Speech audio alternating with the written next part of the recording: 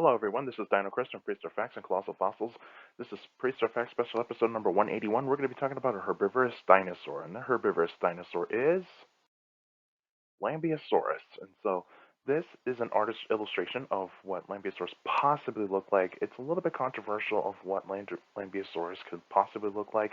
Some actually have like a kind of like a crest of somewhat like Corythosaurus, and there's some that just show like the bony parts of the crest. And so yeah, so this one I chose, but yeah, you get the idea. But I do like it.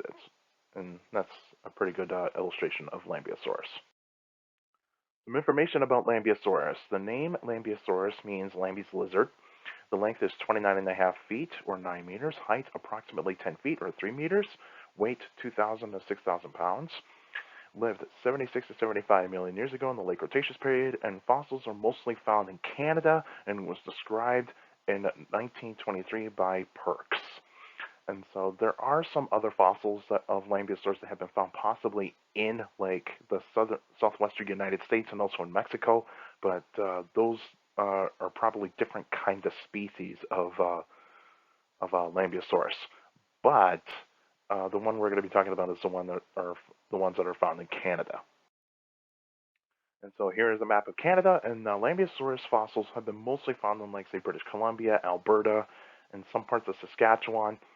And here's a size chart of Lambeosaurus on the on the upper right corner. You can see how large Lambeosaurus is. It is a large hadrosaur or duck-billed dinosaur. And here's a skeleton of illustration of Lambiosaurus. This is possibly a female that we're looking at here. Males have larger crests, and so yeah, there is a little bit of a sexual dimorphism or a difference in genders because of the crests. And so the one that is right here, this is a female. We can tell because it's got a smaller crest on top of its head. The more information about Lambiosaurus, it is part of the Hadrosauridae family, so it's a hadrosaur, but it's a different kind of hadrosaur in terms of that it is part of its own family group, the Lambeosaurinae, and so it is part of its own family group. And so, like most Lambeosaurinae, it has a crest on top of the skull, and the crest is hollow too, so this crest can actually produce sounds, and these would be low-frequency sounds that it would be making to like like communicate to other members of its own species, and also to warn uh, other dinosaurs as well about a potential predator coming in. And Lambeosaurus, like all hadrosaurs, would actually be heavily muscled because we know that because of like mummified remains of other hadrosaurs. And so these are not like mummified like humans that we've seen like Egypt, Peru, that sort of thing. It's like a different type of mummification. It's a fossilization type of mummification where the minerals in the water actually get into the skin and the muscle and some tissues of the animal, and all of a sudden they just start turning into a really hard rock, and that's where we get the muscles and also the soft tissue remains of certain types of dinosaurs, and mostly the hadrosaurs, because the hadrosaurs are very well known to have some mummified remains. And so yeah, the heavily muscled part is actually is pretty accurate.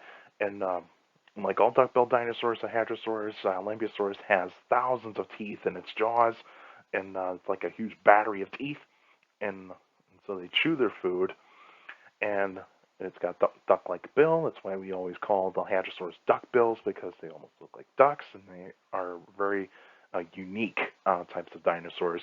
And of course, like all hadrosaurs, Lambeosaurus is a herbivore. It will eat plants, and so that's what it is. And there is also fossil evidence to possibly say that Lambeosaurus did live in herds, and so yeah, that's probably what they probably did too.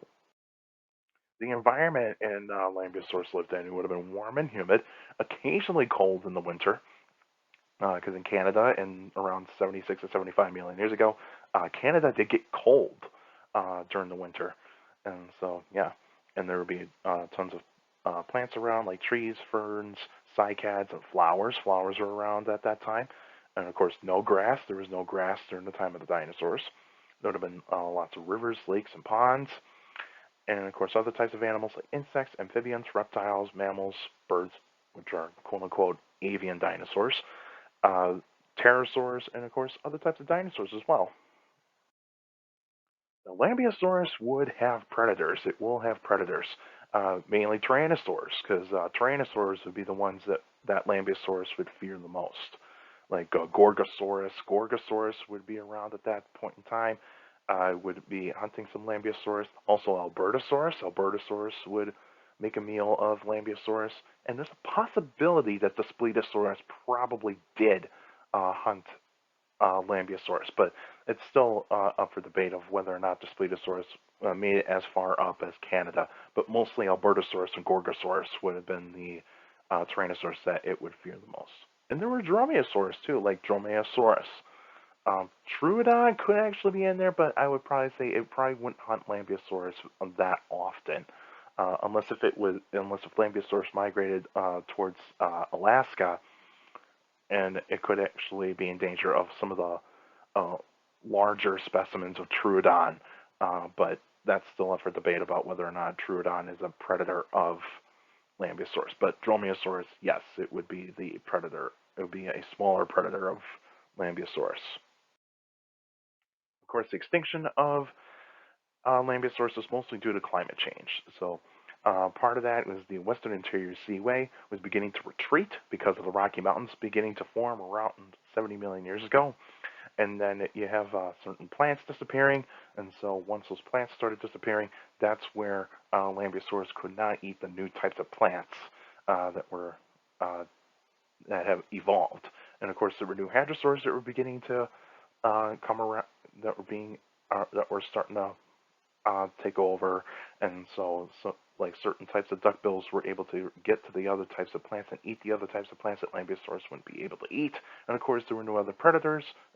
Some different kinds of tyrannosaurs, new dromaeosaurs were coming around as well, but mostly climate change was the reason why Lambeosaurus went extinct.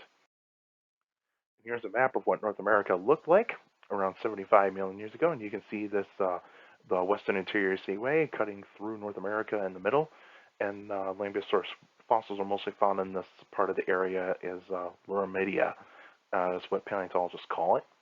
And so Alberta and British Columbia were the areas where Lambeosaurus would have actually have been around. But there might have been occasion where some specimens have been found in Saskatchewan. Probably it's because of, like, say, like a body got floated into the sea and then pretty much sunk into the bottom of the sea and was able to fossilize that way. There have been dinosaurs found in limestone and sandstone of the Western Interior Seaway rock formations. And of course, the next episode, that would be in December 16th, 2021, and the extra episode will be New Dinosaurs of 2021. So we're actually going to be looking at certain types of dinosaurs that were discovered in 2021. And so, yeah, we're going to be looking into all the like some of the dinosaurs that were found in 2021, but I'll be able to share the article with you guys in the description box for that episode, so that way you guys can check that out when I do look at all these dinosaurs. And of course, if you still got any questions about dinosaurs or any other prehistoric life, feel free to email me at dinochris71@gmail.com, or just go to my Facebook page, Prehistoric Facts with Dino Chris.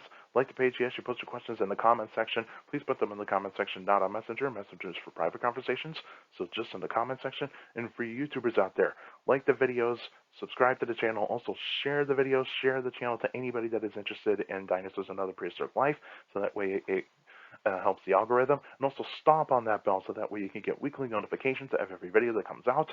And this is the last special episode of 2021. And so, yeah, the extra episode will be the last episode of 2021. So, yeah, and then that way you guys can enjoy the holidays for a couple of weeks. And then I'll be back in 2022 in January for new episodes. And also, feel free to put your questions in the comment section because you YouTubers out there, you guys mean a lot and putting some good questions in there for the Q&A episodes. You guys are awesome. Keep doing that. And also make sure you keep your questions short to the point. You can also follow me on Instagram at dino.chris.pf. I post pretty cool stuff on there. You can also follow me on Twitter at CSGRAL. That's my Twitter page. I post pretty cool stuff on there as well. Also, take care of people around you. Notes are for you younger people out there, and it makes you listen. Your parents, your teachers, and your guardians. It's the best motivation you can have a good education. It's very important to have a good education. With a good education, you get a good job in the future. And also, in this kind of time, please wear a mask, social distance, wash your hands if you're not vaccinated yet. And if you're not vaccinated yet, please get vaccinated because that is very important so that way we can get closer to pre-pandemic normal. That's what we all want. And also, feel free to check out Colossal Fossils. I'll put a link in the description down below so that way you guys can check that out. We're still trying to get a T-Rex, and so hopefully you guys can help out and donating as much as you want to help out to help us get a T-Rex for exhibit. And then for this episode, I'll put links in the description down below of recent studies and research that has been done on Lambiosaurus, so that way you guys can check that out. So yeah, I'll do that. That's it for now, and I'll see you guys next time.